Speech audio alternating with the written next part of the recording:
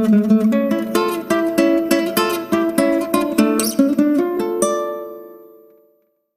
semuanya, selamat datang di Novel Time, selamat menikmati ceritanya, dan jangan lupa like, komen, dan subscribe. Nona Tina, Pak Sandi sedang sibuk. Yanto, Tina tidak senang. Kenapa setiap kali dia menelepon selalu Yanto yang mengangkat? Seolah handphone Sandi selalu dipegang oleh Yanto. Kalau begitu suruh penjaga gerbang buka pintunya. Aku mau masuk, perintah Tina. Aku tidak bisa melakukannya. Silakan tunggu sampai pekerjaan Pak Sandi selesai. Kamu, Tina berteriak marah, lalu menutup telepon dan menendang pintu gerbang. Sebuah moncong pistol diarahkan tepat di dahi Tina. Tina ketakutan hingga tidak berani bergerak, dia mundur perlahan-lahan, lalu bergegas berlari masuk ke dalam mobilnya dan pergi dari kediaman keluarga Dominic. Saat ini, Sandi ada di dalam mansion, bersama dengan Aaron dan Ben. Ketiga kakak beradik itu duduk di sofa ruang tengah, aura mereka yang kuat memenuhi udara di setiap sudut ruangan itu, suasananya sangat serius. Kamu sudah memperhatikan semuanya dengan teliti? Tanya Sandi. Sudah. Itu acara peluncuran produk baru yang biasa. Laras juga bilang tidak ada orang aneh. Aku tidak banyak bertanya padanya, takut dia curiga. Aku tidak melihat ada yang mencurigakan di foto dan video dari kamera DSLR salah satu wartawan, jawab Ben. Kenapa kebetulan sekali acara peluncuran produk baru itu dimajukan satu hari? Tanya Aaron, jelas waktunya sengaja diubah sementara, pasti terjadi sesuatu yang penting yang menyebabkan waktunya diubah. 1 jam sebelumnya, pemerintah di sini diperintahkan kembali ke kota A, kata Sandi. Aaron dan Ben menatap kakak tertua mereka. Jadi bisa dibilang, ini masalah pemerintah. Tanya Ben. Sejak awal kita melakukannya dengan mulus, orang itu tidak mungkin tahu kalau Laras masih hidup, kata Aaron. Tiba-tiba terdengar suara dari lantai atas, suara sendal yang menuruni tangga, ternyata Laras sudah bangun. Laras memasuki ruang tengah, lalu duduk di sebelah Sandi. Karena tubuhnya masih lemas, dia tiduran. Di paha kakak tertuanya itu, Laras masih mengantuk. Sandi menatap Laras dengan tatapan lembut, tangannya membelai rambut panjang Laras, mimpi buruk. Aaron dan Ben juga tampak cemas. Jika memilih posisi, Laras biasanya akan memilih di sebelah Kak Ben, karena Kak Ben paling sering menunjukkan sisi lembutnya. Tapi sekarang, dia berbaring di paha Kak Sandi dengan penampilan yang menyedihkan membuat dada ketiga kakaknya sesak. Aaron bergegas menghampiri dan duduk di sebelah Laras. Mimpi buruk tentang apa? Aaron bertanya dengan prihatin. Sedangkan Ben membungkuk di depannya sambil menatap wajah Laras. Ada yang membuatmu tidak nyaman? Tanya Ben, lalu dia mencolek Aaron. Aaron mengangkat alis dengan tidak senang. Ben menatapnya dalam diam. Aaron berdiri dan memberikan posisinya kepada Ben. Mau tidak mau dia harus menyerahkan posisinya untuk orang yang menguasai pengobatan di rumah ini. Ben menggenggam tangan Laras dan memeriksa denyut nadinya. Laras membuka matanya, lalu bercerita dengan suara lembut, mimpiku sangat tapi aku tidak dapat mengingat apapun. Aku merasa tidak nyaman dan sedikit tertekan ketika kakaknya saling melirik, namun tetap berusaha menyembunyikan perasaan tidak enak di dalam hati mereka. Laras, mungkin mimpi itu disebabkan postur tidurmu. Ben tersenyum sambil meremas wajah Laras. Kamu mau makan apa? Biar kakak yang masak. Laras mendongak dan bertanya, kenapa Kak Sandi pulang cepat? Hari ini kakak tidak sibuk, jawab Sandi sambil menepuk pelan kepala Laras. Mau temani kakak main catur?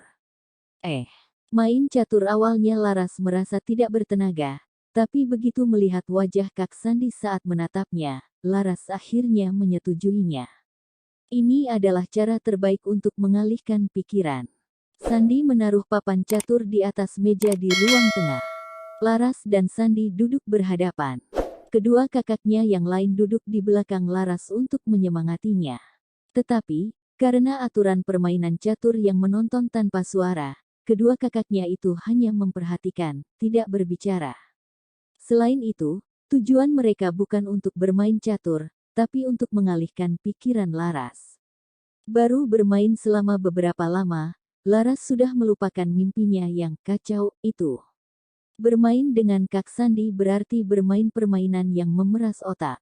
Laras jalan ke sini. Aaron membantu. Laras langsung menghentikan tangan Aaron. Kak Aaron, kakak bilang dalam permainan catur hanya boleh menonton tanpa bersuara, tapi kenapa kakak berbicara?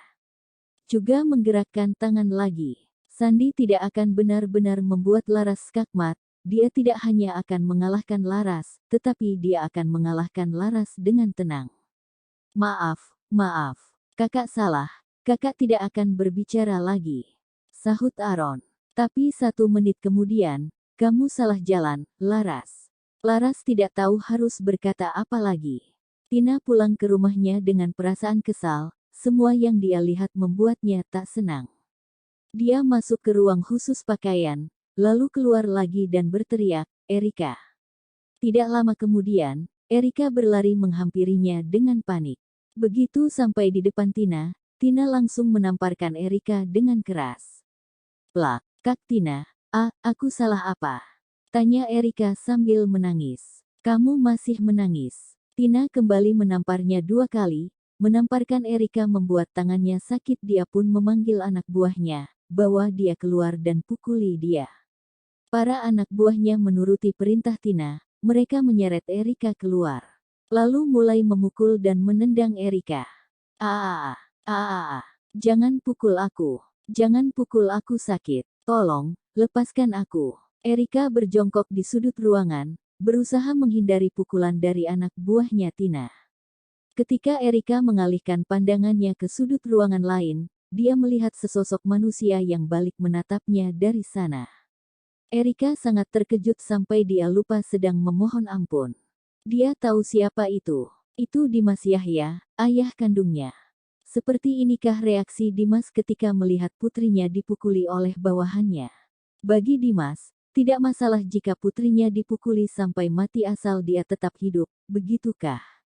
Padahal itu anak kandungnya sendiri sebelumnya. Erika tidak menangis ketika dipukuli, tapi sekarang air matanya tidak berhenti mengalir.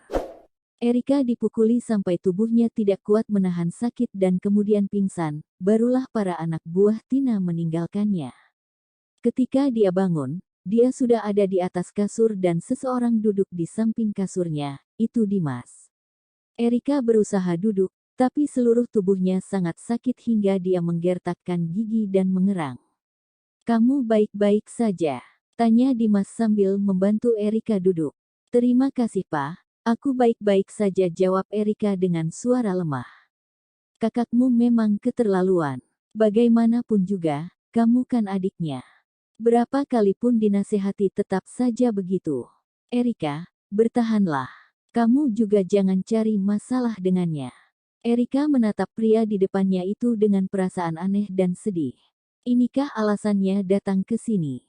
Hanya untuk menyuruhnya terus bertahan. Jika hari ini dia dipukuli sampai mati, bukankah dia tidak akan peduli?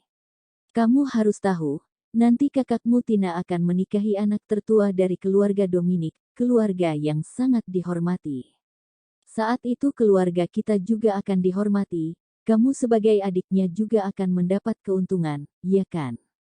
Erika sadar, sejak awal dia tidak akan mendapat keuntungan apapun dari keluarga Yahya. Mereka berdua sama-sama putri keluarga Yahya, kenapa dia harus yang mendapat perlakuan seperti ini? Jika kakaknya itu akan menikah dengan anak tertua keluarga Dominik, Erika hanya akan semakin menderita. Tapi dia tetap menjawab dengan patuh, "Lia, Pak. Kalau begitu Papa keluar dulu, kamu istirahat ya. Sebenarnya Papa berencana membawamu ke rumah keluarga Hermanto besok, tapi karena masalah ini Dimas tidak menyelesaikan kalimatnya dan langsung berjalan pergi."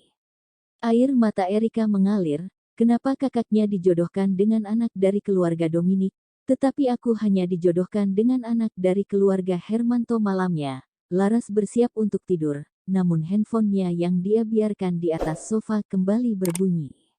Ada SMS masuk. Terima kasih semuanya, jangan lupa untuk like, komen dan subscribe ya.